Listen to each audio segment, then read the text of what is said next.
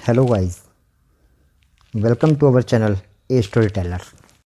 तो गाइस, कहते हैं कि जब भी हालात बुरे होते हैं तो निराशा अपने आप घेर लेती है।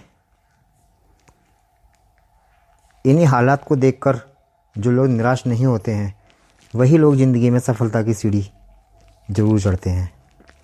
तो आज की कहानी ऐसे ही एक महापुरुष से रिलेटेड है जो इतने बुरे हालात होने के बाद भी निराश नहीं हुए और आज वो उन अच्छे दिनों का इंतज़ार कर रहे हैं जिसके लिए उन्होंने बरसों इंतज़ार किया।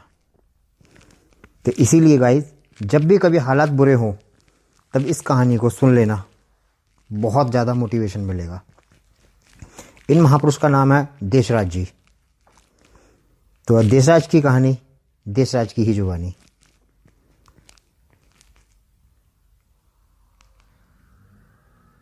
छः साल पहले मेरा एक बेटा घर से गायब हो गया था। वह हमेशा की तरह काम पर निकला लेकिन कभी वापस नहीं लौटा। एक हफ्ते बाद लोगों को उसकी लाश एक ऑटो में मिली। वो उस समय सिर्फ 40 साल का था। उसके साथ मेरा एक हिस्सा मर गया, लेकिन जिम्मेदारियों के बोझ ने मुझे सही से दुख मनाने का समय भी नहीं दिया। अगले ही दिन मैं सड़क पर था, अपना ऑटो चला रहा था, लेकिन 2 साल बाद दुख ने फिर मेरा दरवाज़ा खटखटाया। मैंने अपने दूसरे बेटे को भी खो दिया। गाड़ी चलाते समय मुझे एक कॉल आई, आपके बेटे की लाश प्लेटफॉर्म नंबर 4 पर मिली है, उसने आत्महत्या कर ली है। मेरी बहू और उनके 4 बच्चों की जिम्मेदारी ने मुझे जिंदा रखा। दाह संस्कार के बाद मेरी पोती जो 9वीं कक्षा में थी, उसने पूछा, दादाजी क्या मेरा स्कूल छूट जाएगा? मैंने अपनी सारी हिम्मत जुटाई और उससे कहा, कभी नहीं, तुम जितनी चाहो उतनी पढ़ाई करना। मैं पहले से ज़्यादा समय तक ऑटो चलाने लगा।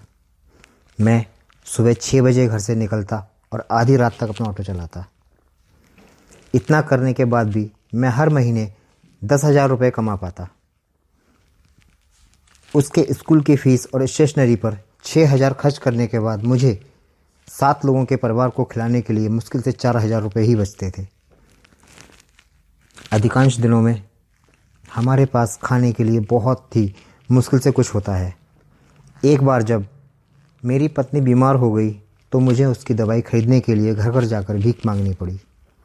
लेकिन पिछले साल जब मेरी पोती ने मुझे बताया कि उसकी 12वीं की बोर्ड में 80% अंक आए हैं तो मुझे लगा कि मैं अपना ऑटो आसमान में उड़ा रहा हूँ। मैंने पूरे दिन अपने सभी कस्टमर को मुफ्त में सवारी दी।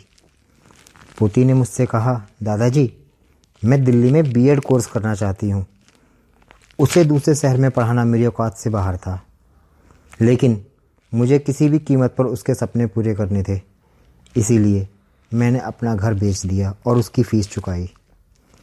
फिर मैंने अपनी पत्नी, बहू और अन्य पोतों को हमारे गांव में अपने रिश्तेदारों के घर भेज दिया और मैं मुंबई में बिना छत के रहने लगा।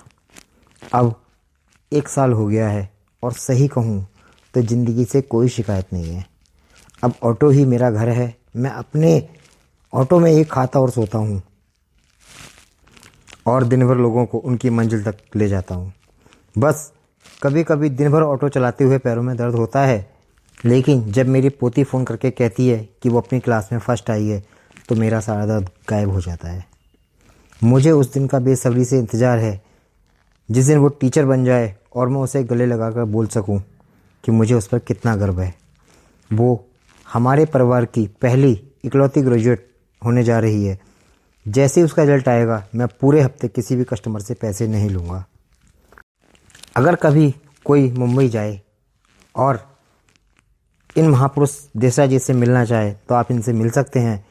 इनका पता है खार डंडा नाका, गाड़ी नंबर 160। इस पर ये मिल जाएंगे। नमन है आपको और आपकी सोच और आपकी मेहनत और आपके त्याग को। धन्यवाद।